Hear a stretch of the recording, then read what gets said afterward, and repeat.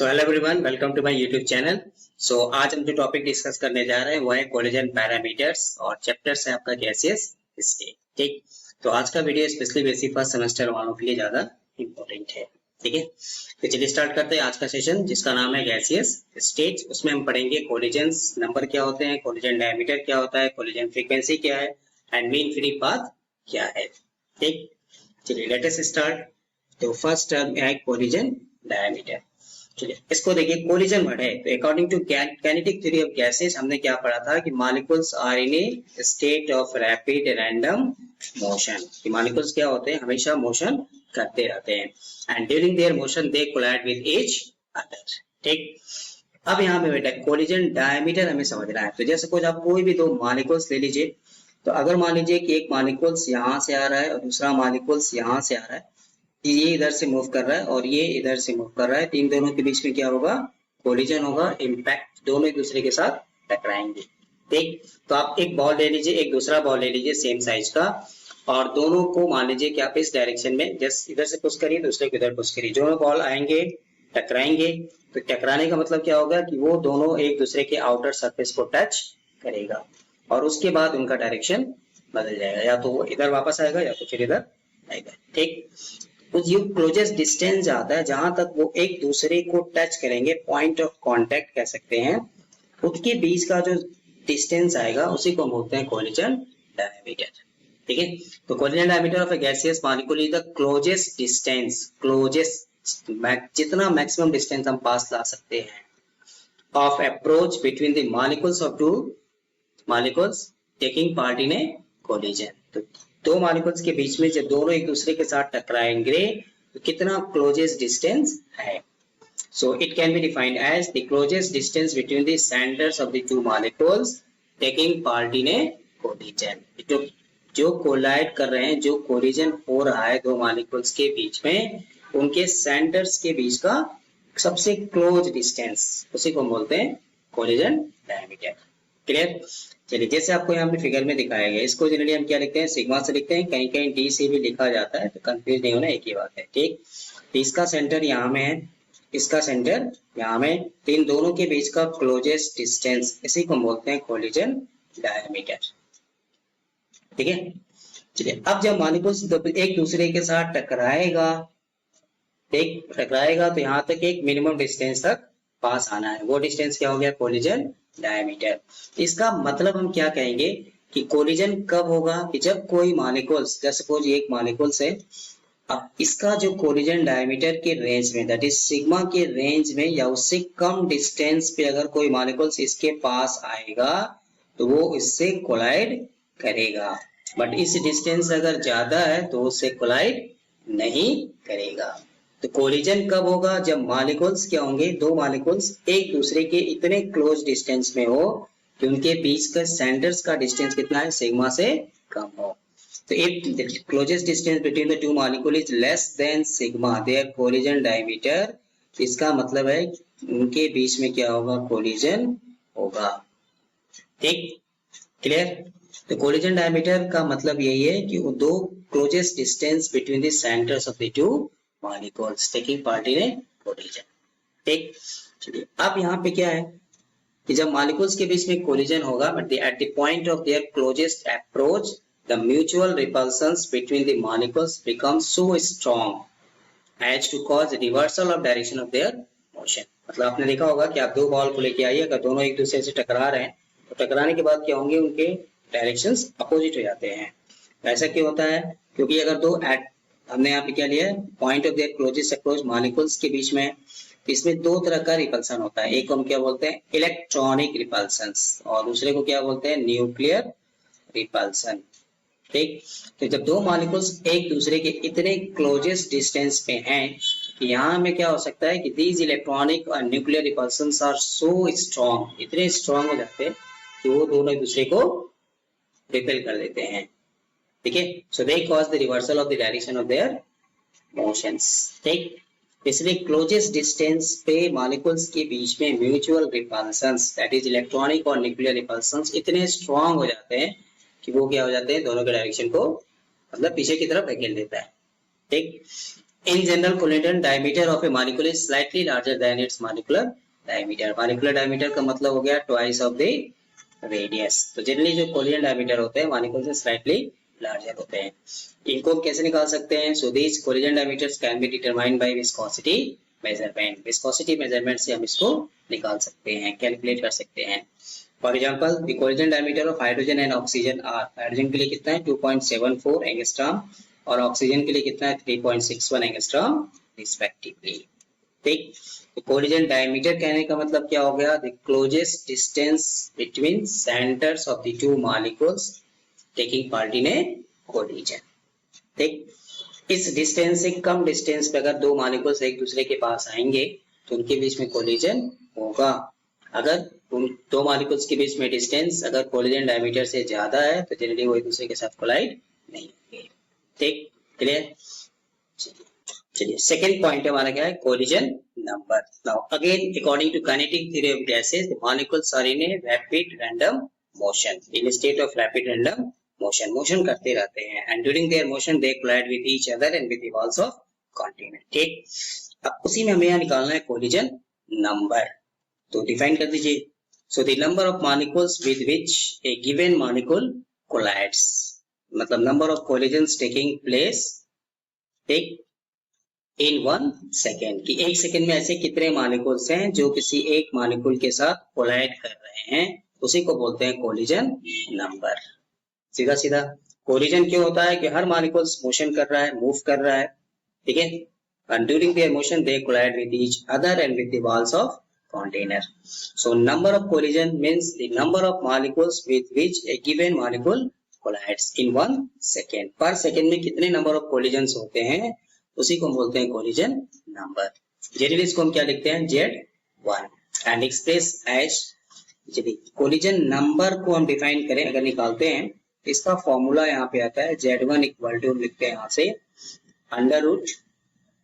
√2 pi sigma square nu bar and then number density. इसको हम बोलते हैं कोलिजन नंबर.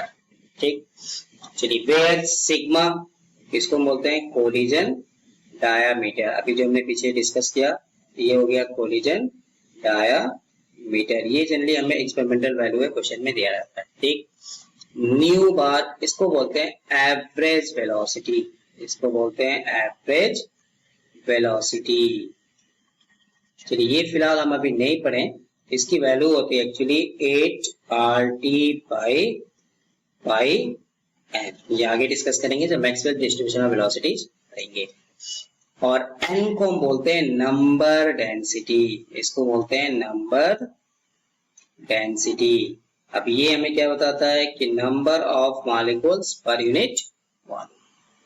ठीक, सो कोलिजन नंबर के लिए फॉर्मूला मैं इसको यहाँ डिराइव नहीं कर रहा, जस्ट मैंने सीधे सीधे फॉर्मूला यहाँ में लिख दिया. So collision number is given by √2 pi sigma square nu bar average velocity into number density. So collision number का मतलब क्या हो गया? The number of molecules with which a given molecule collides in 1 second, कि एक second में ये molecules कितने मॉलिक्यूल के साथ कोलाइड कर रहा है उसी को बोलते हैं कोलिजन नंबर. ठीक, क्लियर? ऑब्वियसली टेम्परेचर बढ़ाएंगे तो नंबर ऑफ कोलिजन्स बढ़ेगा क्योंकि एवरेज काइनेटिक एनर्जी बढ़ेगा. ठीक है, चलिए अब इसमें एक टर्म आ गया नंबर डेंसिटी. तो नंबर डेंसिटी को डिफाइन करते हैं. It is defined as the number of molecules present per unit volume per centimetre cube या पर यूनिट वॉल्यूम. ठीक, तो अब हमें इसको निकालना है कि नंबर डेंसिटी. इसको जनरली कहीं कहीं n स्टार से भी लिखते हैं, बट फिलहाल हम इसको यहाँ में n से डिनोट किए हैं. ठीक, चलिए इसके लिए from ideal gas equation PV equal to nRT पढ़ा है, जानते हैं. ठीक, अब यहाँ से आपसे क्या है कि N/V निकालेंगे तो क्या मिल जाएगा? P/RT मिल जाएगा. ठीक, बट नंबर ऑफ डेंसिटी, मतलब नंबर डेंसिटी अगर हम डिफाइन करें तो इसको हम क्या लिख सकते हैं कि नंबर ऑफ मॉलिक्यूल्स, देखिए n की जगह पे क्या आएगा? Total number of molecules present in volume V divided by NV. NA is known as Avogadro number. ठीक, तो नंबर डेंसिटी n के जगह पे यहाँ पे क्या आएगा, n बाई एन ए रख दीजिए। तो यहाँ से आपको क्या मिल जाएगा, n by N A into volume भी, यहाँ में क्या मिल जाएगा, p बाई आर टी। ठीक, चलिए यहाँ से n बाई v, इसी को हम बोलते हैं नंबर डेंसिटी, नंबर डेंसिटी। ठीक, मतलब ये हमें क्या बता रहा है, number of molecules per unit volume. पर यूनिट वॉल्यूम के लिए हम क्या करेंगे, टोटल वॉल्यूम से डिवाइड कर देंगे। ठीक है, यहां से। ठीक, चलिए अब ये आपको यहाँ पे क्या है, v है, तो n बाई वी, ये वाला टर्म हमें क्या बता दिया, नंबर डेंसिटी। और इसको उठा के आप यहाँ लेके आ जाइए। ठीक, यहाँ से क्या मिल जाएगा, p into N Avogadro number divided by r into T. चलिए इसको एन ए से डिवाइड कर दीजिए। तो यहाँ पे क्या लिखेंगे, बोलिए यहाँ पे एन ए से डिवाइड कर दें। चलिए इसको एन ए से डिवाइड कर दें। चलिए मैं यहाँ लिख देता हूँ। तो P यहाँ में क्या आएगा, एन ए कट जाएगा। ठीक, और यहाँ में क्या मिल जाएगा, R D by N A, no doubt. P और R बाई एन ए की जगह पे क्या आ जाएगा, Boltzmann constant into T. So number density अगर हम लिखते हैं, नंबर डेंसिटी, तो इसकी जगह पे हम क्या लिख सकते हैं, ये हमें क्या बताएगा actually, P by Boltzmann constant into T. ठीक, तो अगर हमसे नंबर डेंसिटी पूछ रहा है तो हमें क्या देखना पड़ेगा, pressure, temperature and Boltzmann constant. ये कौन बोलते हैं यहाँ पे, Boltzmann constant, BOLT, Boltzmann constant. ठीक, ठीक है। तो नंबर डेंसिटी क्या हो गया, directly proportional to pressure, inversely proportional to temperature. ठीक, चलिए अब डिफाइन करते हैं कोलिजन फ्रीक्वेंसी। फ्रीक्वेंसी जनरली हम क्या बोलते हैं, नंबर ऑफ ऑसिलेशंस पर सेकेंड। यहाँ में क्या है, कोलिजन है, तो इसलिए सीधा सीधा क्या हो गया कि number of collisions per second, but इसमें एक वर्ड और आ जाता है, पर यूनिट वॉल्यूम। तो collision frequency is defined as, collision frequency is defined as number of molecular collisions taking place per second per unit volume। per second और per unit volume में जितने number of collisions होंगे उसी को बोलते हैं collision frequency। ठीक, सीधा सीधा definition हो गया। So the collision frequency of a gas is defined as the number of molecular collisions taking place per second per unit volume of the gas। ठीक, चलिए अब इसको हम कैसे निकालेंगे, तो देखिए कोलिजन होने का मतलब क्या है कि एक मॉलिक्यूल दूसरे मॉलिक्यूल के साथ कोलाइड करेगा। तो इसको पहले हमने क्या निकाला, नंबर ऑफ कोलिजन्स, कितना ये कोलिजन होगा। ठीक, और अब इसमें क्या है कि इसके आसपास नंबर ऑफ, ऐसे कितने नंबर ऑफ मॉलिक्यूल्स हैं जिसके साथ ये कोलाइड कर रहा है। ठीक, तो कोलिजन फ्रीक्वेंसी निकालने के लिए पहले हमें क्या देखना पड़ेगा कि नंबर ऑफ कोलिजन। इसको कोलिजन फ्रीक्वेंसी को जनरली हम लोग लिखते हैं Z1 1 से। तो पहले हमें कोलिजन नंबर देखना है और फिर ये ऐसे कितने मॉलिक्यूल्स के साथ कोलाइड करेगा, मतलब नंबर डेंसिटी। कोलिजन नंबर के लिए फॉर्मूला क्या था, √2 पाई सिग्मा स्क्वायर न्यू बार एन, और नंबर डेंसिटी कितना हो गया, n। तो इसलिए कोलिजन फ्रीक्वेंसी के लिए फॉर्मूला आ गया √2 pi sigma square nu bar into N square. ठीक, एन से क्यों मल्टीप्लाई किया, क्योंकि वो कितने मॉलिक्यूल के साथ कोलाइड करेगा। तो कोलिजन नंबर में हमने ये पढ़ा था कि ये कितने मॉलिक्यूल के साथ कोलाइड कर रहा है जो उस पर यूनिट वॉल्यूम में प्रेजेंट है। ठीक है, चलिए अब हमें क्या निकालना है, कोलिजन फ्रीक्वेंसी का मतलब हो गया कि number of collisions per second पर यूनिट वॉल्यूम। ठीक है, कोलिजन का मतलब है कि ये मॉलिक्यूल क्या हो रहा है, इसके साथ भी टकराएगा और ये मॉलिक्यूल इसके साथ भी टकराएगा। ठीक, तो इसीलिए जब हम कोलिजन फ्रीक्वेंसी निकालने की बात करते हैं तो दो मॉलिक्यूल्स के बीच में कोलिजन, तो नंबर ऑफ कोलिजन में हमने दोनों को काउंट किया, बट एक मॉलिक्यूल के लिए जब फ्रीक्वेंसी निकालेंगे तो इसको हमें क्या करना पड़ेगा, फिर 2 से डिवाइड करना पड़ेगा।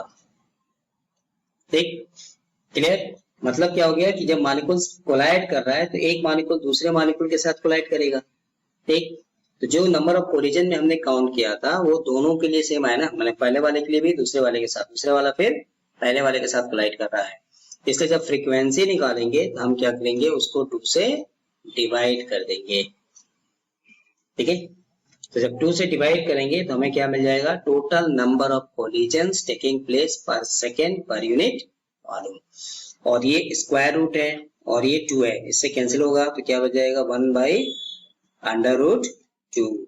यहाँ से क्या बचेगा pi sigma square nu bar average velocity and then number of square. तो ये हमारा फाइनली फॉर्मूला हो गया कोलिजन फ्रीक्वेंसी का। तो अगर हमसे कोलिजन फ्रीक्वेंसी पूछेगा तो ये फॉर्मूला लगाना है। ठीक, तो चलिए कोलिजन फ्रीक्वेंसी का मतलब हो गया कि number of molecular collisions per second पर यूनिट वॉल्यूम। पर यूनिट वॉल्यूम में यहाँ में हमें इंपॉर्टेंट है। ठीक है, और इसलिए हमको number of collisions into number of molecules per unit volume. तो इसलिए यहाँ पे क्या किया, पहले हमने क्या लिया, कोलिजन नंबर ले लिया और फिर उसमें n से मल्टीप्लाई कर दिए। ठीक, चलिए अब नेक्स्ट यहाँ पे है कि एवरेज वेलोसिटी को हम क्या डिफाइन करते हैं, तो √√ऑफ 8RT/πn। ठीक, चलिए अब कोलिजन फ्रीक्वेंसी को अगर हम यहाँ से लिख दें तो यहाँ से क्या मिल जाएगा, √2, फिर क्या था पाई कोलिजन डायमीटर, फिर क्या होता है न्यू बार की जगह पे, चलिए पहले इसको यहाँ पे n स्क्वायर लिख देते हैं और न्यू बार की जगह पे आपको क्या मिल जाएगा, √8RT/πm।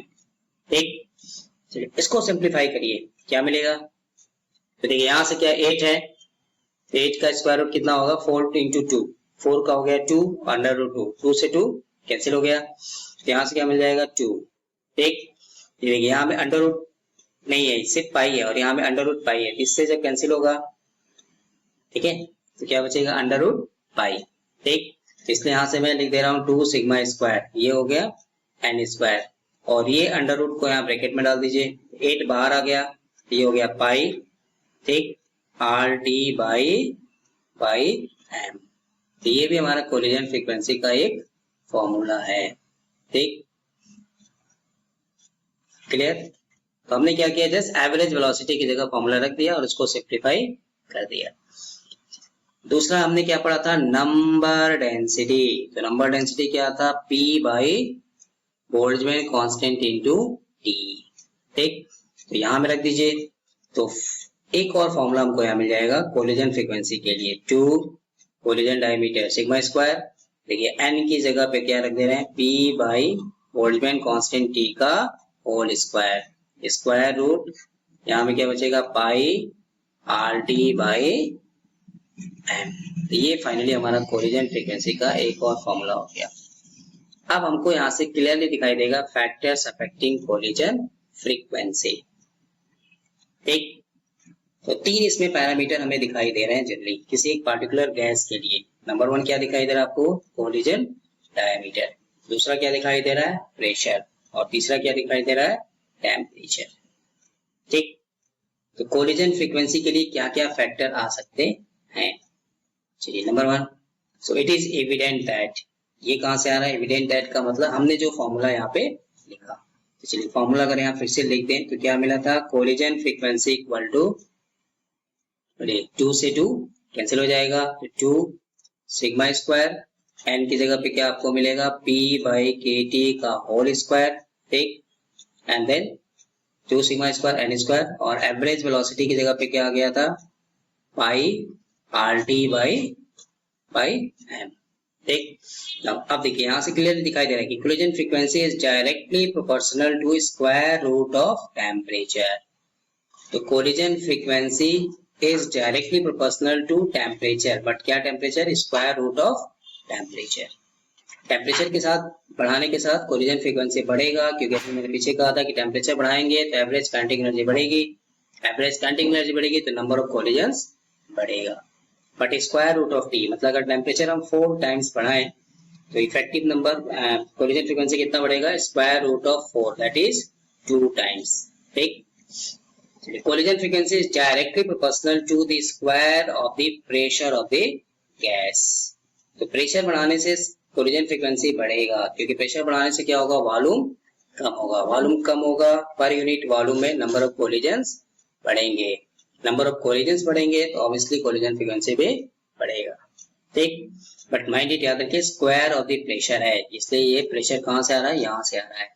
तो यहाँ से हमें ऑब्जेक्टिव क्वेश्चन मिलते हैं कि Z collision frequency proportional to pressure square. इसलिए अगर हमको यहाँ पे क्या है कि Z1 by Z2 equal to लिख सकते हैं P1 बाई P2 का स्क्वायर। तो ये ऑब्जेक्टिव क्वेश्चन के लिए फॉर्मूला बन जाता है, जो IIT JEE वगैरह नीट वगैरह में क्वेश्चन बनते हैं। ठीक, चलिए थर्ड में क्या कर सकते हैं, collision frequency of A gas increases with increase in molecular size and the number of molecules पर वॉल्यूम पर यूनिट। भाई नंबर डेंसिटी बढ़ेंगे, क्योंकि नंबर ऑफ डेंसिटी से मल्टीप्लाई किया था तो वो भी बढ़ेगा। मॉलिक्यूलर साइज बढ़ेगा तो भी कोलिजन फ्रीक्वेंसी बढ़ेगा। क्लियर। तो effect of temperature and pressure on collision frequency, तो मैथमेटिकल फॉर्मूला लिख दीजिए और वहां से आप क्लियरली लिख सकते हैं कि टेम्परेचर बढ़ाने से बढ़ेगा, बट क्या है, square root of the temperature, क्योंकि यहाँ पे वेलोसिटी जो होती है वो टेम्परेचर है। ठीक, प्रेशर के साथ क्या है, directly proportional square of the pressure है। मॉलिक्यूलर साइज बढ़ेगा, डायमीटर बढ़ेगा तो कोलिजन बढ़ेगा। ठीक है, और number of molecules per unit volume बढ़ेगा तो भी कोलिजन बढ़ेगा। ठीक, क्लियर। तो कोलिजन फ्रीक्वेंसी, उसका फॉर्मूला यहाँ से आपको क्लियर। तो पहले फॉर्मूला में हम क्या करेंगे, कोलिजन नंबर को number of molecules per unit volume से मल्टीप्लाई कर देंगे। नंबर ऑफ मॉलिक्यूल्स इसको बोलते हैं नंबर, डेंसिटी। कोलिजन नंबर के लिए फॉर्मूला हमें याद रखना है, ये आता है। ठीक, उसके बाद न्यू बार एवरेज वेलोसिटी की जगह रख दिया, यहाँ से एक फॉर्मूला बन गया। और number density, number of molecules per unit volume को प्रेशर के टर्म में लिख दिया, यहाँ से हमको मिल गया। इसलिए क्लियरली दिखाई दे रहा है कि टेम्परेचर और प्रेशर के साथ कैसे वेरी करेगा। तो factors affecting temperature and pressure, तो directly proportional to square root of the temperature, directly proportional to square of the pressure and directly proportional to the molecular size and number of molecules per unit volume. Clear? ठीक, चलिए अब next आते हैं mean free path. तो ये एक important quantity and kinetic theory of gases में। ठीक है, तो मीन फ्री पाथ का मतलब ये है कि जैसे सपोज मॉलिक्यूल्स, मैंने इसको एक विजुलाइजेशन में भी दिखाया था कि अगर मॉलिक्यूल्स ट्रेवल कर रहा है, जैसे सपोज यहाँ से यहाँ पे जा रहा है, तो ये मॉलिक्यूल्स अगर यहाँ से due to their motion they collide with each other, इससे टकराएगा। अभी टकराने के बाद हो सकता है कि इधर भी जा सकता है, इधर भी जा सकता है, इधर भी जा सकता है, इधर भी जा सकता है। ठीक है, तो कुछ न कुछ डिस्टेंस ट्रेवल करेगा। तो मान लेते हैं कि डिस्टेंस ट्रेवल किया L1, L2, L3 आइडेड, तो हमें क्या बोल रहा है, मीन फ्री पाथ। तो कितना डिस्टेंस ट्रेवल किया सबको निकाल लीजिए और फिर उनको क्या करेंगे, मीन। मीन का मतलब एवरेज, जैसे L1 plus L2 plus L3 divided by 3। ठीक, so the mean free path is defined as the mean distance traveled by a molecule between two successive collisions। दो बार टकरा रहा है, consecutive या successive collisions, तो इसी को बोलते हैं mean free path। ठीक, कि दो बार मॉलिक्यूल अगर टकरा रहा है सक्सेसिव और consecutive, तो जितना डिस्टेंस ट्रेवल करेगा उसका हम क्या ले लेंगे, मीन ले लेंगे। ठीक है, जैसे सपोज ये मॉलिक्यूल्स है, ये मॉलिक्यूल्स इससे टकरा रहा है, यहाँ से गया, यहाँ टकराया, और ये फिर आने के बाद मान लीजिए यहाँ में टकराया, तो कितना डिस्टेंस ट्रेवल किया L1, ये कितना डिस्टेंस ट्रेवल किया, जैसे सपोज L2। तो मीन फ्री पाथ हम क्या निकालेंगे, L1 प्लस L2 बाई 2। ठीक, but mind it between two successive collision, एक के बाद दूसरा कोलिजन। ठीक है, बीच में कोई गैप नहीं होना चाहिए। इसको जनरली हम क्या लिखते हैं, डिनोटेड बाई लैम्डा। ठीक, चलिए अब लैम्डा को कैसे निकालेंगे, तो पहले हमें क्या देखना पड़ेगा, उसकी एवरेज वेलोसिटी कितनी है and then number of collisions. ठीक, चलिए एवरेज वेलोसिटी का मतलब क्या है कि अगर मान लीजिए कि 20 सेंटीमीटर पर सेकेंड की स्पीड से अगर वो ट्रेवल कर रहा है, तो हर एक सेकेंड में कितना डिस्टेंस ट्रेवल करेगा, 20 सेंटीमीटर। यही ना कि किसी की वेलोसिटी अगर 100 किलोमीटर पर आवर है, तो हम ये कहेंगे कि 1 आवर में कितना डिस्टेंस ट्रेवल करेगा, 100 किलोमीटर। तो हमें क्या निकालना है कि कितना डिस्टेंस वो ट्रेवल कर रहा है, उसका एवरेज लेना है बिटवीन टू सक्सेसिव कोलिजन्स। और नंबर ऑफ कोलिजन्स कितने हैं, Z1। इसलिए यहाँ से चलिए ये हो गया न्यू बार, और नंबर ऑफ कोलिजन्स के लिए हमने क्या फॉर्मूला निकाला था, √2 pi sigma square nu bar into number of molecules per unit volume या नंबर डेंसिटी। ठीक, तो क्या दिखाई दे रहा है आपको, यहाँ भी न्यू बार है, यहाँ भी न्यू बार है, तो इसलिए लैम्डा यहाँ से क्या मिल जाएगा, बोलिए 1/√2 pi sigma square into number density. ठीक, तो ये हो गया मीन फ्री पाथ का एक फॉर्मूला। ठीक, तो मीन फ्री पाथ निकालने के लिए पहले हमें क्या करेंगे, average velocity divided by number of collisions per second, जिसको बोलते हैं कोलिजन नंबर Z1। ये फॉर्मूला गया, यहाँ से न्यू और न्यू क्या हो जाएगा, कैंसिल हो जाएगा, ये मिल गया हमको एवरेज मीन फ्री पाथ। ठीक, क्लियर।